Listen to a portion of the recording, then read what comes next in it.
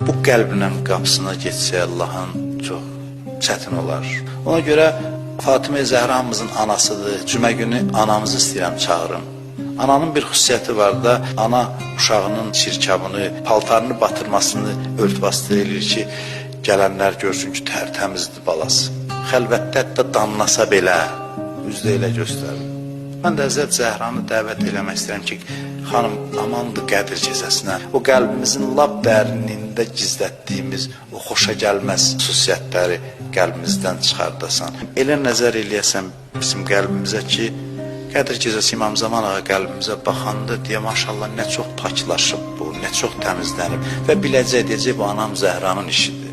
Bu işin öhdəsindən anam Fatimə Zəhranın məhəbbəti gəldi. Allah bizə Həzrəti Zəhraya bağışlasın inşallah. Allahümmə inna nəsəlükə və nəd'uk.